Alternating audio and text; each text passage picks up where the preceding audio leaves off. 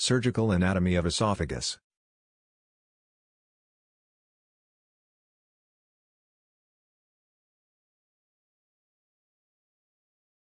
1. A 73-year-old male, a known alcoholic, is a driver by profession. He came to the OPD after prolonged symptoms of heartburn. His pulse was 80 beats per minute, BP 120/80ths of a millimeter of Hg. On abdominal examination no abnormality was detected. He was ordered an endoscopy. The endoscopist noted a growth at 22 centimeters. Which of the following statements regarding division and landmark of esophagus are correct?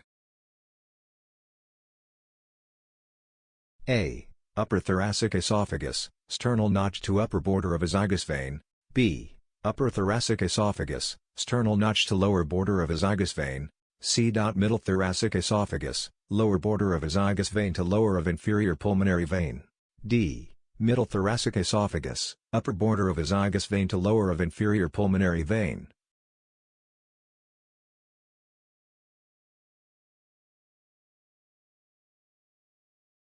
Ans B. Upper thoracic esophagus, sternal notch to lower border of esophagus vein. Ref. Shackelford Surgery of the Alimentary Tract 8th edition Chapter 4 Relevant anatomic relations of the esophagus page 31,33,39.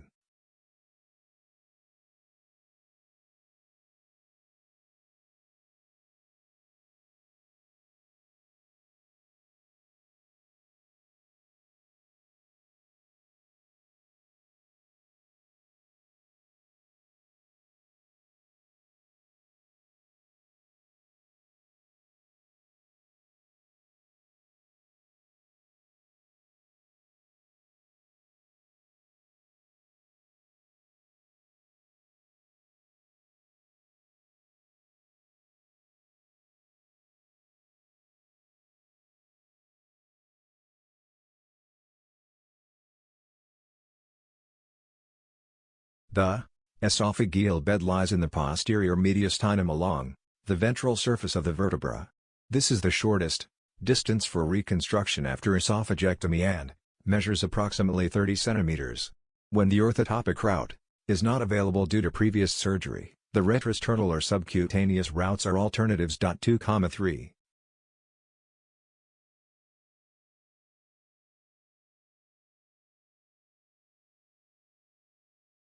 On endoscopy, the upper esophageal sphincter is approximately 15 centimeters from the incisors, the carina at 25 centimeters, and the lower esophageal sphincter at 38 to 40 centimeters in men and 36 to 38 centimeters in women. There are three anatomic narrowings of the esophagus. The narrowest part of the gastrointestinal tract is at the cricopharyngeal constriction at the upper esophageal sphincter, where the esophagus is 1.5 centimeters in diameter.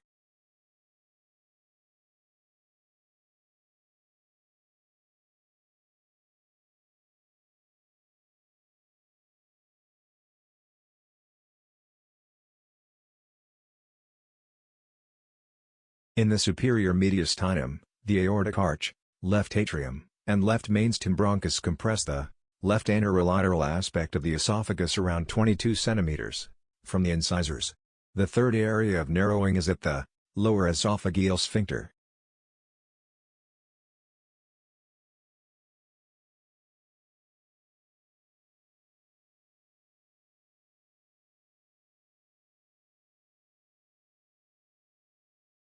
Cervical esophagus. The cervical esophagus shifts to the left at the base of the neck, so the best approach to the cervical esophagus is a left neck incision.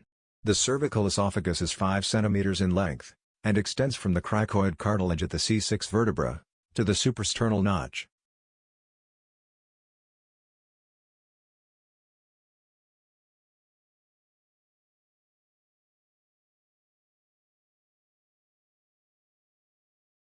Abdominal esophagus. The abdominal esophagus and proximal stomach are approached through a laparotomy or laparoscopy. Normally, the abdominal esophagus is 3 to 6 centimeters in length.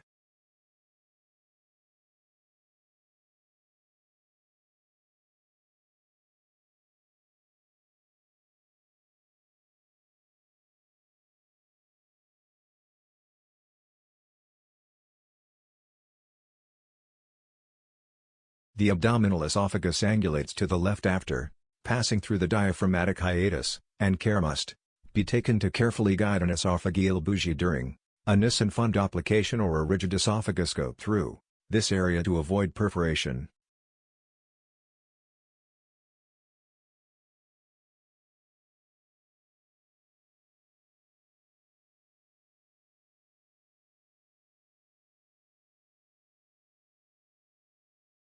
This is Nerd Speak. I am happy to help.